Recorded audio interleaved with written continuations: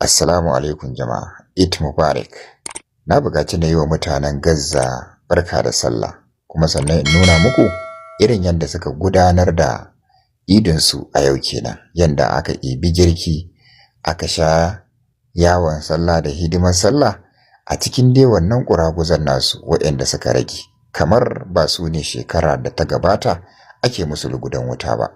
Wannan al'ummar dai tausayinsu shi ne ya sa muka zama shahararrun 'yan gwagwarmaya har duniya ta san da mu. Wa'annan mutanen a yanzu su ne alhakinsu yake bin ƙasar mamaya da ƙasar Amerikan da kuma munafukan 'yan uwansu wanda suna kallo ana kashe ɗaruruwansu, ƙarshe ma suka ƙarƙabe bododinsu suka hana a taimake su kuma suka ƙi taimakansu. Su ne wanda a yanzu haka duk wani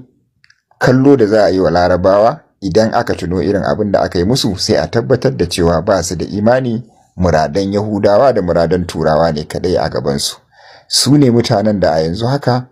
duk wani musulmi idan ya tuna irin zaluncin da aka yi musu baya kallon Larabawa, wato a makotansu irin su Masar da kuma Jordan da dai sauran ƙasashen Larabawa, baya musu kallon mutanen kirki. Su ne mutanen da a yanzu haka dalilinsu aka fara gane wacece Iran kuma wacece jamhuriyar musulunci. Su ne wanda a yanzu haka